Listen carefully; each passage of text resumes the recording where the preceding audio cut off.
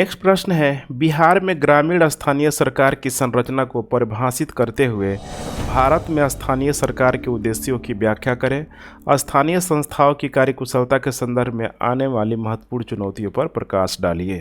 तो यहाँ पे इंट्रो पार्ट, आंसर राइटिंग करते समय ध्यान रखिएगा, बॉडी और उसके बाद से कंक्लूजन पार्ट। अब यहाँ पे इंट्रोडक्शन में आपको क्या मेंशन करना है, तो जो भी ग्रामीण स्थानीय सरकार से संबंधित जो भी बातें हैं संविधान के किस किस प्रावधान में लाया गया है, थोड़ा बहुत इसके हिस्ट्री को भी इंडिकेट कर सकते हैं। तो यहाँ पे एक अच्छा शुरुआत इससे माना जा सकता है। उसके बाद से यहाँ पे देखिए की टर्म है, यहाँ पे बिहार में ग्रामीण स्थानीय सरकार की जो भी संरचना रही है, अब उसकी संरचना को एक एक करके इंडिकेट करना है, पंचायत लेवल पे या फिर ब्लॉक हो गया या फिर जिला लेवल पे, सबको सब यहाँ पे एक्सप्लेन करते हुए चलना है। और साथ में कह रहा है कि आखिर ठीक है ऐसा किस लिए किया गया, भारत में स्थानीय सरकार के उद्देश्यों की भी यहाँ पे व्याख्या करना है।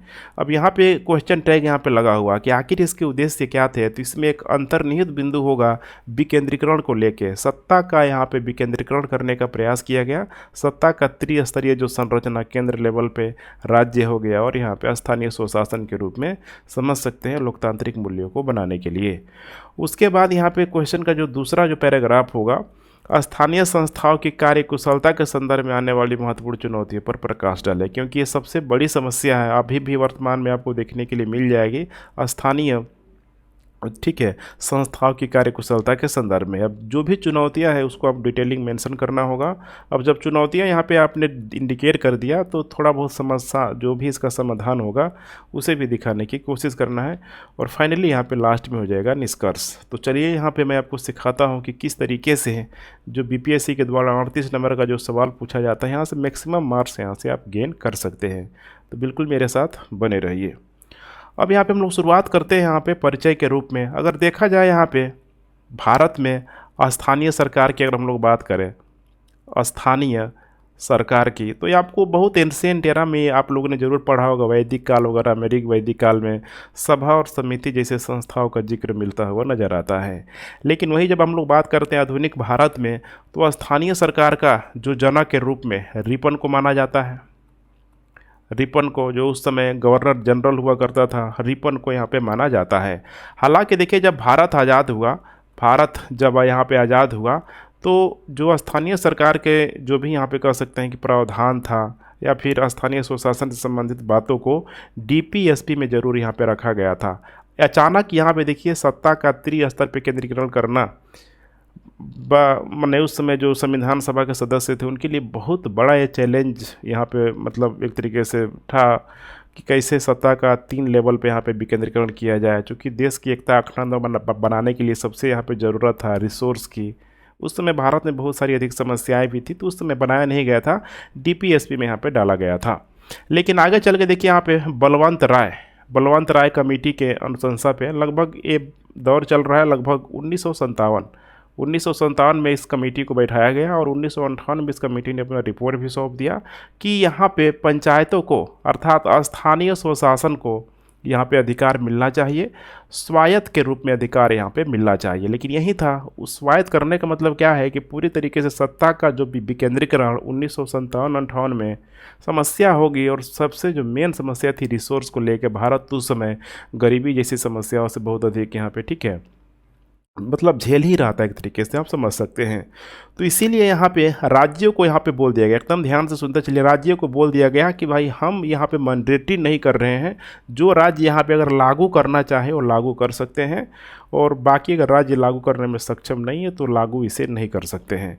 तो यहाँ पर सर्वप्रथम जो राज्य लागू किया जिसका नाम है राजस्थान में एक ज़िला है नागौर ज़िला 1959 में जब उस समय गए थे इसका उद्घाटन के लिए, पंडित जवाहरलाल नेहरू भी गए थे, तो वहाँ पे देखेंगे तो शासन का त्रिस्तरीय संरचना पहली बार यहाँ पे देखने के लिए मिला।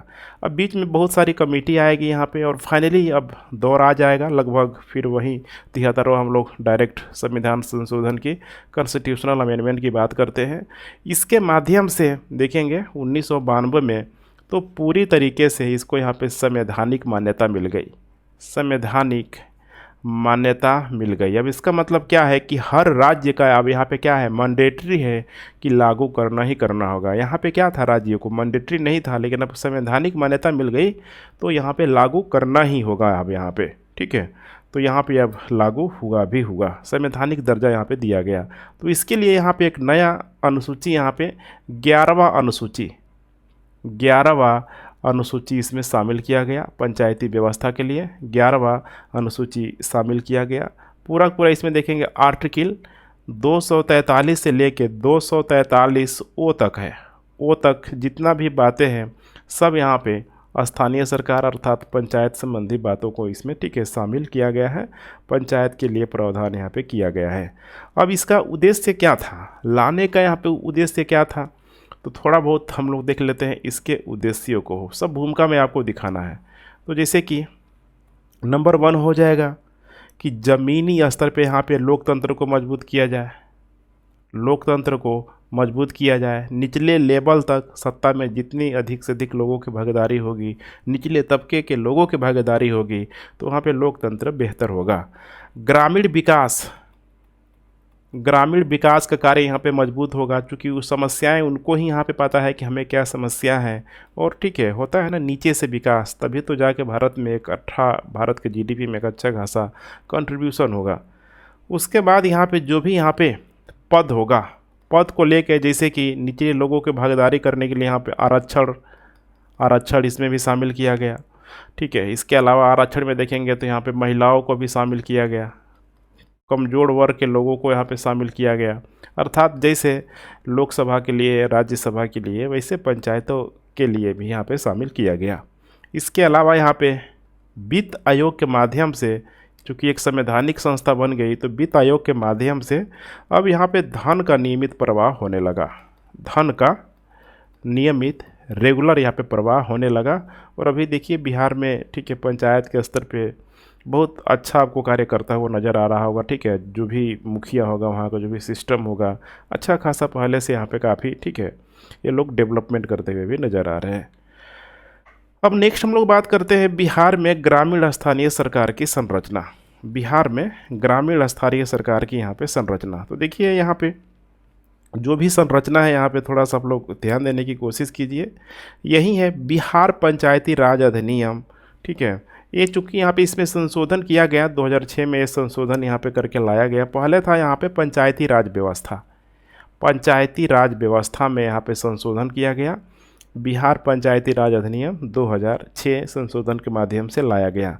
और इसके माध्यम से अब यहाँ पे चूँकि संवैधानिक प्रावधान के माध्यम से आप कह सकते हैं कि यहाँ पे भी अब इसको 3 स्तर पे बांटा गया। एक 3 स्तर पे तो ऑलरेडी है, सेंटर हो गया, स्टेट हो गया, अब यहाँ पे क्या हो गया, यहाँ पे स्थानीय स्वशासन हो गया, स्थानीय स्वशासन हो गया।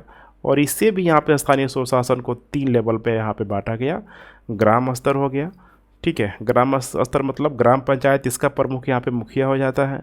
ब्लॉक स्तर पर यहाँ पे पंचायत समिति हो जाता है, इसका प्रमुख ब्लॉक प्रमुख हो जाता है। और जिला स्तर माने यहाँ पे जिला परिषद, इसका जो अध्यक्ष आप कह सकते हैं कि जिला अध्यक्ष हो जाता है। तो थोड़ा इसे हम लोग देखने का प्रयास करते हैं कि आखिर इनका चुनाव कार्यकाल यहाँ पे क्या क्या होता है, चूँकि यहाँ पे पूछ रहा है पूरा पूरा एक संरचना के बारे में। तो सबसे पहले हम लोग बात करते हैं यहाँ पे ग्राम स्तर पर ग्राम पंचायत के बारे में। ग्राम पंचायत के बारे में, तो ग्राम पंचायत नाम से ही यहाँ पे लग रहा होगा, ग्राम पंचायत, ग्राम पंचायत, ठीक है। अब ग्राम पंचायत में यहाँ पे जो प्रमुख होता है, जो प्रमुख होता है वो यहाँ पे मुखिया ही होता है, मुखिया होता है। और यहाँ पे जो लोगों की जो जनसंख्या होती है, लगभग एक ग्राम पंचायत में देखेंगे तो एटलीस्ट आपको 500 की जनसंख्या आपको देखने के लिए मिल जाएगी। हालांकि 500 बहुत छोटी संख्या होती है, अब डिपेंड करता है कि किसी भी, ठीक है, क्षेत्र में गांव की संख्या कितनी है, जनसंख्या कितनी है, तो मतलब 500 यहाँ पे होना चाहिए, मिनिमम क्राइटेरिया इतना रखा गया है। अब 500 की जनसंख्या में देखेंगे तो बहुत सारे यहाँ पे गाँव होंगे, बहुत सारे यहाँ पे गाँव होंगे, यहाँ पे ध्यान रखिएगा। और यहाँ पे गांव के अंतर्गत या फिर जो भी पंचायत के स्तर पे बहुत सारा यहाँ पे वार्ड जो होता है, ठीक है, वार्ड लगभग एक गांव में 1-2 वार्ड आपको देखने के लिए मिल जाएंगे। ये लोग ज़मीनी स्तर से ये लोग कार्य करने का प्रयास करते हैं।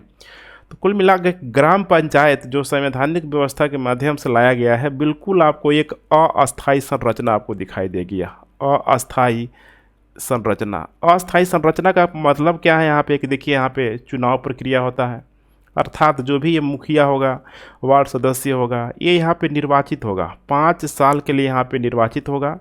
विषम परिस्थितियों में 6 महीना आगे बढ़ाया जाएगा, उसके बाद से फिर चुनाव होना यहाँ पे तय है। तो अस्थायी संरचना यहाँ पे होता ही होता है।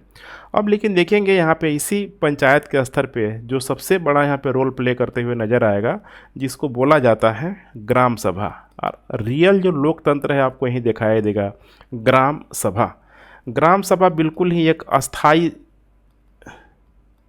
अस्थाई संस्था के रूप में इसे मान सकते हैं, क्योंकि इसमें जो भी लोग होते हैं, जैसे अगर हम लोग बात करें विधायिका के स्तर पे तो ये लोग यहाँ पे कार्य करते हैं। और जो भी इसके जो सदस्य होते हैं, गांव के यहाँ पे नागरिक होते हैं, या फिर जो भी ठीक है वयस्क जो नागरिक होते हैं, वयस्क जो नागरिक इसमें शामिल होते हैं। और इनकी जो बैठक जो होती है मिनिमम देखेंगे तो एक साल में कम से कम 4 टाइम्स 4 बार इनकी बैठक यहाँ पे ज़रूर ही होती है। और इनका भी बहुत सारा उद्देश्य होता है, जैसे कि ग्राम विकास योजना को लागू किया जाए, स्वैच्छिक सहयोग, शिक्षा, परिवार कल्याण। तो ऐसे ये चीज़ों को ठीक है अपने एकता सहयोग का विस्तार करने के लोग प्रयास करते हैं। अब इनका जो यहाँ पे प्रमुख होता है अलग अलग क्षेत्रों में यहाँ पे अलग अलग नाम से जाना जाता है। जैसे कि बिहार में जनरली प्रधान भी बोला जाता है, प्रधान, गुमास्ता, ठीक है, ऐसे यहाँ पे होता है। अब ये लोग क्या करता है, तो यही लोग कहीं न कहीं यहाँ पे देखेंगे तो मुखिया को ये लोग यहाँ पे सपोर्ट करते हुए यहाँ पे नज़र आता है। और मुखिया को चुनने उनने में इनकी यहाँ पे काफ़ी बड़ी भी यहाँ पे भूमिका होती है। तो ग्राम पंचायत का ग्राम सभा बहुत इंपॉर्टेंट अंग है, इसको आपको ध्यान में रखना होगा। अब आइए हम लोग यहाँ पे नेक्स्ट बात करते हैं ब्लॉक स्तर पे। अब पंचायत से ऊपर क्या हो जाएगा, ब्लॉक। वहाँ पे देखिए पंचायत समिति, इसी को बोला जाता है पंचायत समिति। तो इसको मैं मेंशन कर देता हूँ कि यह बीच का ठीक है, मतलब आप कह सकते हैं कि संस्था है, जैसे कि ग्राम पंचायत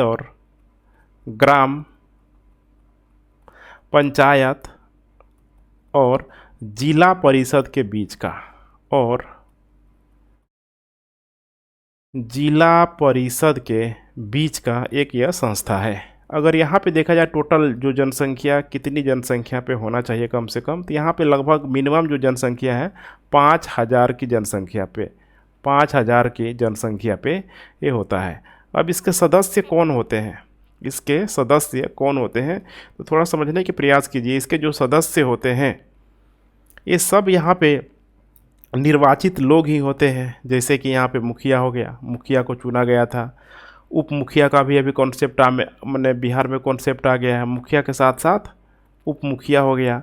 इसके अलावा और भी चुने हुए जो प्रतिनिधि जो भी यहाँ पे लोग होते हैं, जैसे कि MP, MLA, सब इसके सदस्य होते हैं। हालांकि ये बहुत अधिक ठीक पार्टिसिपेट नहीं करते इन जगहों पे, लेकिन इनके देख रेख में सब कार्य यहाँ पे होता ही रहता है। अब इन्हीं मुखिया और उप मुखियाओं के द्वारा पंचायत समिति का जो हेड जो चुना जाता है, जिसको बोला जाता है ब्लॉक प्रमुख यहाँ पे चुना जाता है। अब इसमें देखेंगे तो मुखिया हो गया, उप मुखिया हो गया, वार्ड हो गया, ठीक है, BDC वगैरह, बहुत सारा जो पद जो बनाया गया है नीचे के लेवल पे, पंचायत के लेवल पे, सारे लोग मिल के इस ब्लॉक प्रमुख को यहाँ पे चुनते हैं। अब यहाँ पे देखिए जो भी यहाँ पे निर्णय लिया जाएगा उस निर्णय को मुखिया के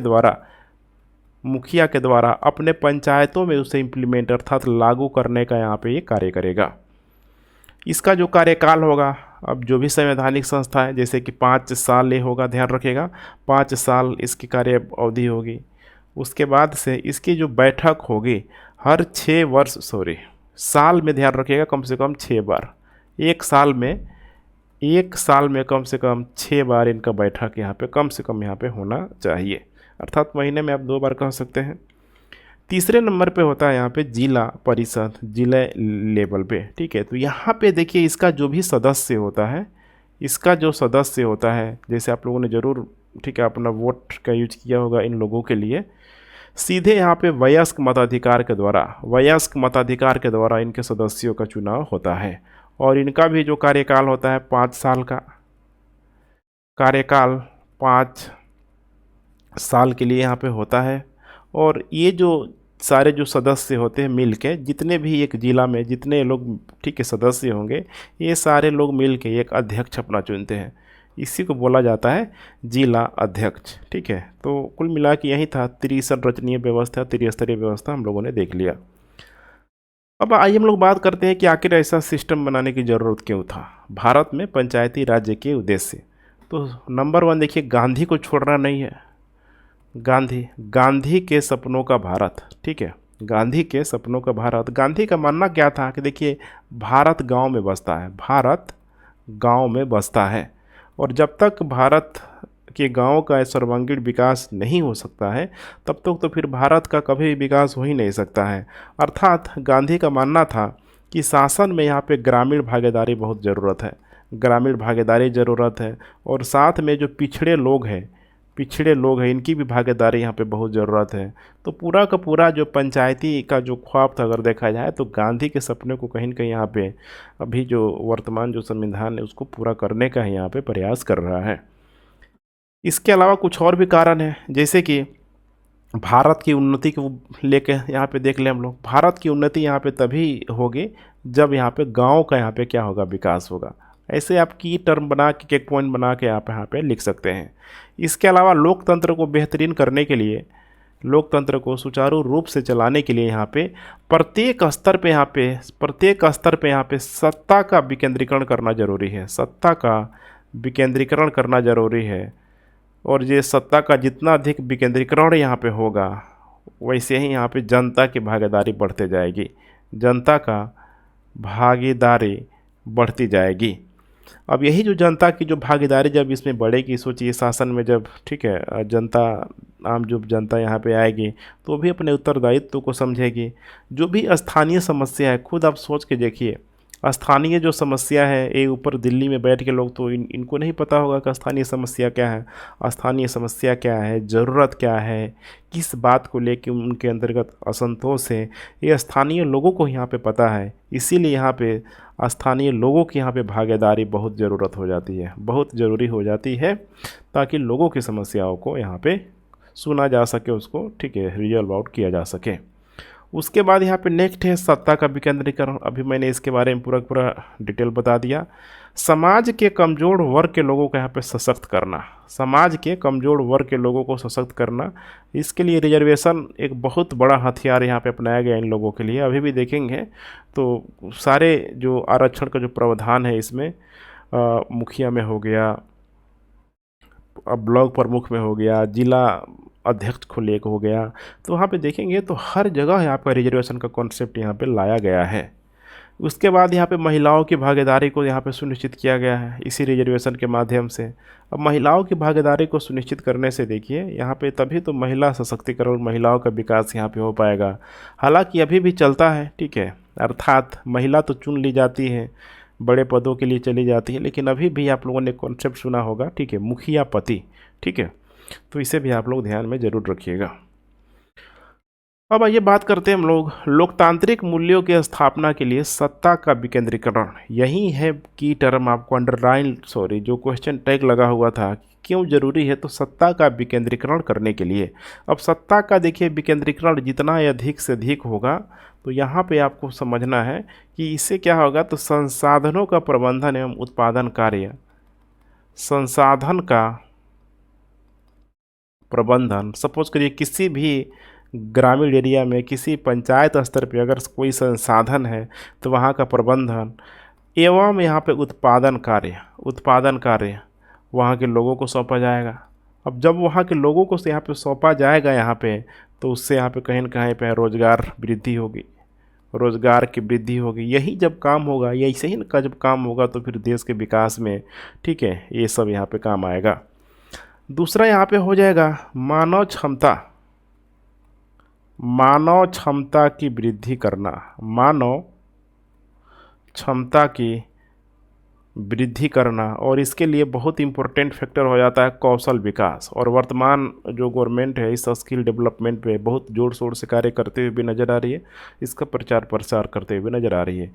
तीसरा हो जाएगा कृषि का विस्तार, कृषि एवं कृषि क्षेत्र का विस्तार, कृषि क्षेत्र का विस्तार। इसके लिए गवर्नमेंट के द्वारा बहुत सारी योजनाएं यहाँ पे लाई भी गई है, चाहे हम लोग फसल योजना की बात कर ले, किसान क्रेडिट कार्ड की बात कर ले, मृदा ठीक है योजना की बात कर ले, मैंने यहाँ पे एकदम देखेंगे तो अलग अलग स्तर पे यहाँ पे गवर्नमेंट के द्वारा स्कीम चलाई जा रही है ताकि इनको यहाँ पे फ़ायदा मिल सके, इनको लाभ हो सके, ताकि इनका इनकम आय का जो स्रोत है अधिक से अधिक जनरेट यहाँ से हो सके। उसके बाद नेक्स्ट है यहाँ पे सामाजिक कार्य, सामाजिक कार्य। अब ये सामाजिक कार्य में देखेंगे ठीक है तो अलग अलग जो भी यहाँ पे कार्य हो जाएगा, चाहे ठीक है सामाजिक कार्य हो जाएगा, वानिकी कार्य जो वन से उत्पादन जो भी संबंधित हो रहा है, इसके अलावा जो ठीक है कह सकते हैं कि चारा हो गया ठीक है। ऐसे यहाँ पे जो भी वन संबंधित मैंने जो भी यहाँ पे हो रहा है एक समाज के स्तर पे सब यहाँ पे किया जा रहा है, वन से संबंधित, चारा से संबंधित, लघु वन उत्पाद से संबंधित। अब इसको यहाँ पे एक्सपेंड करने की यहाँ पे ज़रूरत है। अब इसमें बहुत सारा एग्जांपल आपको मेंशन कर देना, जैसे कि पशुपालन हो गया, डेयरी हो गया, पोल्ट्री फार्म हो गया, मत्स्य पालन, इसके अलावा खादी हो गया, चीनी उद्योगों को बढ़ावा देने के लिए हो गया, सड़कें, भवन, पुल और जल मार्ग, माने गैर पारंपरिक ऊर्जा, बायोगैस वगैरह सब यहाँ पे आपको मेंशन करना है, तभी ये जाके ये हो पाएगा। उसके बाद से यहाँ पे आपदा में सहायता, आपदा में सहायता देखिए कहीं भी यहाँ पे अगर इस तरह की गतिविधियाँ होती है तो आपस में ही लोग यहाँ पे सबसे पहले एक दूसरे की सहायता करते हुए नजर आएंगे, और उसमें यहाँ पे स्थानीय स्वशासन से संबंधित यहाँ पे उससे और बेटर यहाँ पे क्या हो सकता है। अगर किसी पंचायत में किसी जगह अगर कोई मुसीबत आया तो दूसरे पंचायत के लोग वहाँ पे आके सपोर्ट करते हुए ज़रूर नज़र आते ही आते हैं। बाहर राज्य और केंद्र का सुरक्षा तो पहुँचने में समय लगता है, तो इसे भी आपको ध्यान में रख के चलना है। नेक्स्ट बात करते हैं हम लोग स्थानीय स्वशासन की चुनौतियाँ। अभी इनकी चुनौती तो रहती ही रहती है। देखिए माइक्रो लेवल पे इम्प्लीमेंट करना हमेशा ही चुनौती होती है। ऊपर के लोग तो नियम कानून बना देते हैं, लेकिन सबसे समस्या होती है उसका इम्प्लीमेंटेशन करना आम जन तक। यही ना गांधी का सपना था कि कोई भी सरकारी जो योजना है लक्षित वर्गों तक, अंतिम व्यक्ति तक यहाँ पे पहुँचना चाहिए। अब इसके लिए यहाँ पे ज़रूरी हो जाता है कि योग्य प्रशासक और विशेषज्ञों की चुनौती, क्योंकि योग्य प्रशासक जब तक नहीं रहेगा तब तक पहुँच नहीं पाएगा। योग्य प्रशासक और जो एक हम लोग स्पेशलिस्ट की यहाँ पे बात करते हैं विशेषज्ञ, ये यहाँ पे होना ही चाहिए, और इस लेवल पे दोनों ही चीज़ हमें दिखाई नहीं देता है।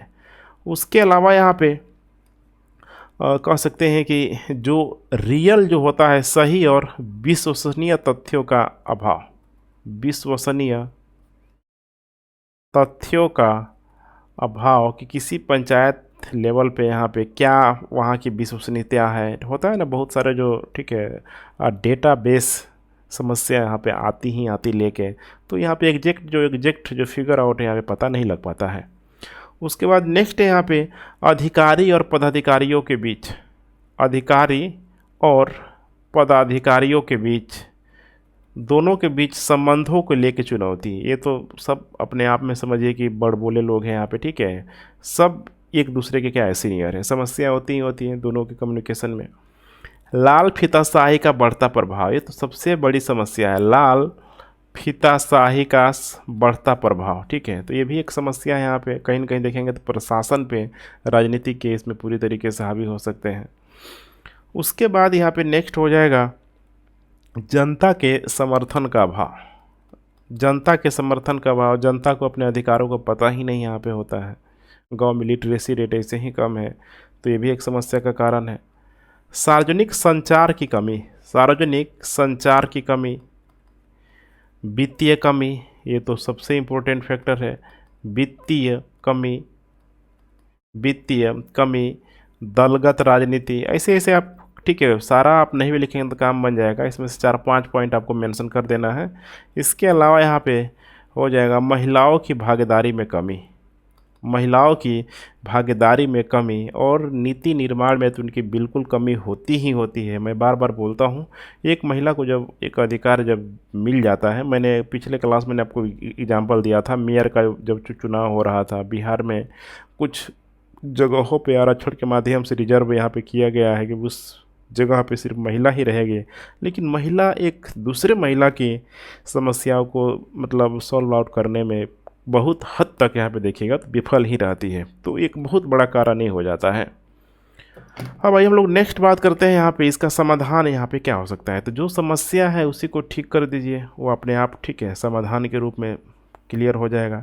जैसे कि पहला जो समस्या था, योजना के सफल क्रियान्वयन के लिए अधिकारी और आम जनता के बीच, जो भी अधिकारी होगा और जो आम जनता के बीच, आम जनता के बीच जब तक सहयोग की भावना नहीं रहेगी, सहयोग की भावना रहेगी, समस्या होगा ही होगा। कहीं और का अधिकारी है, किसी दूसरे राज्य का है या फिर बिहार के किसी और ज़िला का है, वो दूसरे ज़िला में जा रहा है, तो उसको उतना आइडिया नहीं होता। जब तक आम जनता उसको सपोर्ट नहीं करेंगे, दोनों को एक दूसरे को सपोर्ट करना होगा, तभी जाके उस क्षेत्र का विकास हो सकता है। बहुत सारे मामलों में देखने के लिए मिलता है कि जो विकासात्मक जो कार्य होता है, विकासात्मक जो कार्य होता है, बहुत सारा उसमें रिस्ट्रिक्शन लगा रहता है और ना स्वतंत्रता का देखेंगे तो इसमें अभाव हो जाता है, ऐसे करो वैसे करो। तो इनको यहाँ पे स्वतंत्र यहाँ पे कहीं न कहीं करना होगा। जो भी प्रशासक और विशेषज्ञ है, प्रशासक या फिर जो भी यहाँ पे विशेषज्ञ जो होते हैं, इन पे अनुभव और देखिए क्षमता अच्छा खासा होता है। अनुभव और क्षमता इनके पास अच्छा खासा होता है, लेकिन समस्या क्या होती है, इनके पास बहुत अधिक फ्रीडम नहीं होता है, जिसके वजह से वो कार्य जल्दी से कंप्लीट नहीं हो पाता है। तीसरी समस्या है यहाँ पे डेटा को लेके। ये तो हर जगह आपको देखने के लिए मिल जाएगा, डेटा को लेके, ठीक है। डेटा, और मैंने बताया था अभी इम्पोर्टेंट जो भी फैक्चुअल जो डेटा है, प्रशासन के पास वो रियल में पहुँच ही नहीं पाता है। प्रशासन के पास रियल में वो पहुंच ही नहीं पाता है, तो फिर प्रशासन उसका किस तरीके से निस्तारण कर पाएगा। उसके बाद यहाँ पे हो जाएगा अधिकारी वर्सेस कर्मचारी, अधिकारी वर्सेस कर्मचारी। एक बार अगर आप ब्लॉक में गए होंगे, जिला में गए होंगे, तो पता लग गया होगा अधिकारी और कर्मचारी मतलब होता है ना डेट पे डेट मिलना। ये वही चीज़ है यहाँ पे कि कार्य को एक निश्चित अवधि के भीतर इनको ख़त्म करना चाहिए, एक समय के भीतर जो समय दिया गया है इनके अंतर्गत वो चीज़ ठीक है देखने के लिए नहीं मिलती है, जो सबसे बड़ी समस्या का कारण है। दूसरी बात यहाँ पे करना आपको बताना है कि जो यहाँ पे दलगत जो राजनीतिक जो दल होते हैं, राजनीतिक दल होते हैं या फिर उसका जो भी आला कमान होता है, आला कमान होता है, इनको नियंत्रित करना बहुत ज़रूरत हो जाता है। क्योंकि इसके अंतर्गत जो भी इसके जो मेंबर जो लोग होते हैं, जिस किसी पार्टी की सरकार होती है तो समस्या होती ही होती है। अब वैसे लोगों के द्वारा यहाँ पे कह सकते हैं कि भ्रष्टाचार को बढ़ावा देने का यहाँ पे कोशिश किया जाए। कोई भी समझिए कि मतलब कार्य अगर इम्प्लीमेंट किया जा रहा है तो इनको लगेगा कि भाई हमें भी शेयर मिले, या फिर अगर खुद इनको मिल जाएगा तो इनको लगेगा कि हम ठीक है उसका जो बहुत एक बड़ा जो हिस्सा अपने पास रख लें, तो समस्या होगी ही होगी यहाँ पे। इसीलिए ज़रूरी हो जाता है समर्पण और ईमानदारी की भावना से कार्य करने का। उसके बाद यहाँ पे जो सबसे बड़ा आप कह सकते हैं पंचायती व्यवस्था के लिए आय का जो है पर्याप्त स्रोत उपलब्ध नहीं है। आय का जो है पर्याप्त स्रोत उपलब्ध नहीं है, जिसके वजह से समस्या आती ही रहती है।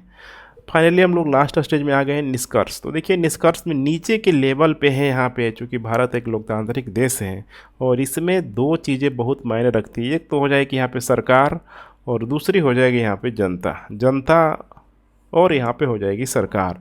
दोनों को ही अपना दायित्व निभाना होगा। इसी बात को अशोक ने देखिए अपनी शिलालेखों में बड़ी शानदार तरीके से बोला कि समाज में हमेशा शांति बने ही रहेगी, लेकिन ठीक है उसके पीछे कुछ कंडीशन है कि समाज में मौजूद जो भी लोग हैं अपने दायित्वों का अच्छे से निर्वहन करें। एक पिता अपने पिता होने का दायित्व निभाए, एक भाई भाई होने का दायित्व निभाए। ऐसे करके उसने सारे ही संबंधों को पूरी तरीके से ठीक है स्टेबलाइज किया हुआ था। उसी समय सोचिए, तो यहाँ पे भी वही बातें आपको बताना है कि सरकार और जनता अपने दायित्वों को अगर सही तरीके से निभाएं तभी जाके बेहतरीन तरीके से पंचायती व्यवस्था कार्य कर सकती है। जब तक ठीक है दोनों की सक्रिय भूमिका नहीं रहेगी, सक्रिय भूमिका नहीं रहेगी तो समस्या यहाँ पे आएगी ही आएगी। और जब सक्रिय भूमिका नहीं होगी तो गांधी का जो सपना है, गांधी का जो सपना है ये भी यहाँ पे पूरा नहीं हो पाएगा। और एक यहाँ पे आपको थोड़ा सा टिप्पणी कर देना है कि अभी भी आवश्यक है कि शासन में जितना अधिक से अधिक हो सके, शासन में जितना अधिक से अधिक हो सके पिछड़े वर्ग के लोगों को, पिछड़े वर्ग के लोगों को और महिलाओं की भागीदारी यहाँ पे सुनिश्चित किया जाए, ताकि पीछे के लोग यही लोग उठ के आएंगे, तभी जाके यही लोग यहाँ पे विकास करेंगे अपने लोगों का, आसपास के लोगों का। तो ये बहुत यहाँ पे ज़रूरी हो जाता है, माइक्रो लेवल पे भी इनको यहाँ पे अधिकार मिलना चाहिए। तो ठीक है फ्रेंड्स, यहीं तक कंप्लीट